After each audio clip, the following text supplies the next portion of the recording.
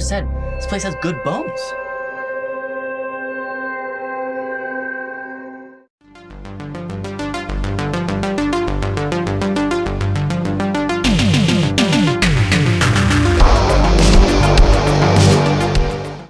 We are talking Bad Bones, and this is written and directed by Scott Eggleston, and is a low-budget, kind of high-concept science fiction horror movie that focuses on a couple. Now, the guy is a kind of horror or kind of paranormal writer, and then his wife is a woman who has got some type of terminal diagnosis, and they're kind of going there for a kind of couple of reasons. As the woman kind of thinks it's their kind of like last kind of trip together. Essentially, they've bought this house. They're going to live out there her remaining days there.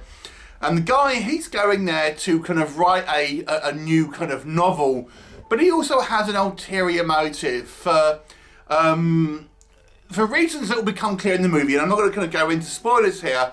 There is a kind of paranormal element to the actual house where he thinks he may be able to somewhat save his wife, in a manner of speaking.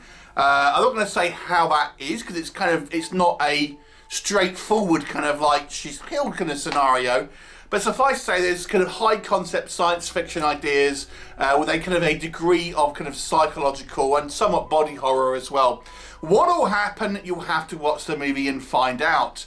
So this movie strikes me as a kind of Tales of the Unexpected or Twilight Zone style kind of movie, with obviously a kind of a low budget, but it's not one that requires necessarily a kind of a higher budget, because the gist of the story here is just done in an idea. It has this idea that it wants to. It doesn't necessarily require a high budget, so it's minimal kind of special effects. Albeit there is a little bit here, but this kind of idea that it's put to screen. And this is the best way to do a low budget movie.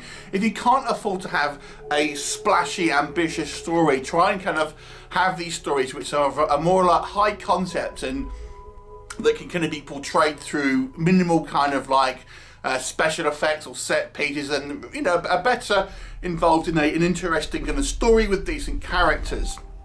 Now, does it succeed? So let's discuss. I do think I quite like this couple, in particular kind of our female lead, who is this woman with some type of kind of terminal diagnosis. She looks a hell of a lot like Katie Holmes. I was kind of watching and thinking, is she maybe related to Katie Holmes? She looks so much like her, it's uncanny. But I really did enjoy their interplay as a couple, because I thought they felt like a genuine couple. They felt like how they had genuine kind of chemistry together, and I like the conversations that they're kind of having, because they do seem quite kind of realistic, both through good and bad kind of discussions and somewhat kind of arguments, but they kind of make up and stuff like that. Very much played, I think, like a kind of a quite a realistic kind of couple. That was portrayed on screen. I think both actors did an okay job here. I think that I personally feel the actress, the female actor, was possibly a little better, in my opinion. But nonetheless, I didn't think the acting was bad, but really necessarily with either of them. I think the idea here is quite an interesting and solid one, and like I've said, it's this kind of it's more of a science fiction idea rather than necessarily a horror one, which has a kind of it sets out a number of problems that our guy has to try and deal with, and he does this by trying to experiment with ways maybe he can kind of get around the problem that it kind of presents itself with. It may well be able to help his wife, but it presents other problems as well. And I like the idea we almost have this like degree of experimentation and trying to kind of like figure out the rules of this kind of what this house can maybe offer, because it does have a certain cost involved. And I call it the kind of the trial and error kind of aspect to it, and like figuring out, okay, it might be able to help, but there is kind of a certain downside to it. So that is, again, it presents itself as kind of a supernatural phenomena, but it's dealt with in a kind of somewhat kind of scientific and problem-solving way that how can you kind of use this phenomena to his kind of his benefit and things like this.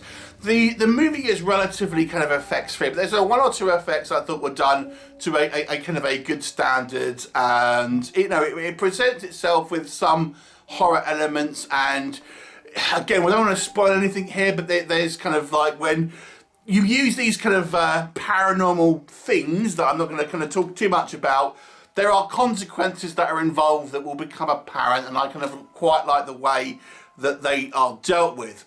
So let's discuss maybe what doesn't work. Here's the big one for me. I think this movie has an interesting concept and a neat idea, but I don't know if it warranted a feature-length movie. This to me is a perfect example of a movie that would make a really good short film or part of an anthology. It does have a good idea, and I think the movie explores it reasonably well, but it feels protracted. It feels like it didn't necessarily need to be a feature-length movie to explore this, because there's really not much else going on in regards to plot. We have a few extra scenes with the woman's mother coming to visit and things like this, and that kind of draw out the running time, but I didn't necessarily think it really kind of warranted a feature length, because there just simply wasn't enough going on outside of this main, as I say, paranormal phenomena. And on the subject of that, I gotta say it was a little ill-defined about how it actually kind of worked and how this guy really even knew about it. Again, it felt like, again, I don't want to spoil what happens for you, but it just felt like things just kind of happened, and they just happened for reasons. I didn't feel like it was a good enough kind of explanation about how this our protagonist, our male protagonist, really kind of knew about this and harnessed about it, and how unsurprised he kind of seemed to be. I do also think that it presents itself with some logic problems. Again, I'm not going to tell you how, but in the context of this universe, that if you can imagine this was a real problem that you would have to solve, to me there were some logic issues that didn't quite kind of make sense on a kind of a practical level, on a pragmatic level, if these things were to really happen as we do see them on kind of screen here. The movie itself is because I think maybe it didn't need it to be a kind of a feature that would have been suited as more of a kind of a short film or part of an anthology. The movie does unfortunately become a little bit tiresome after a period of time, because you'll feel like the plot particularly isn't moving forward in a meaningful way, and you're kind of seeing scenes that are very similar to one another being kind of repeated because it's trying to fill out a kind of a feature length, unfortunately. I think they need to have more of a B plot, more kind of things kind of going on. Again, I don't want to spoil it for you, but as it stands at the moment, I just didn't think there was enough to warrant that kind of running time. And although I like the kind of interactions, I do feel, that our female lead, I think, was very good. Our male lead was, I think, mixed. I think his performance wasn't necessarily bad, but there are sequences here where it wasn't quite as strong as maybe our female lead. And again, I think some of the dialogue here, again, although I kind of quite like their sort of realistic chemistry, there are sort of sequences where it feels like dialogue written on the page rather than kind of like natural kind of conversation and kind of things like this. So again, it's to have a very much a character-based or a dialogue-driven movie. I think you have to have very, very sharp dialogue with kind of dynamic actors. And although I don't think it ever really veers into anything bad like that, it's never maybe quite as sharp as it could have been. And therefore, I think the movie feels like, again, a good idea, just overstretched, to be honest with you.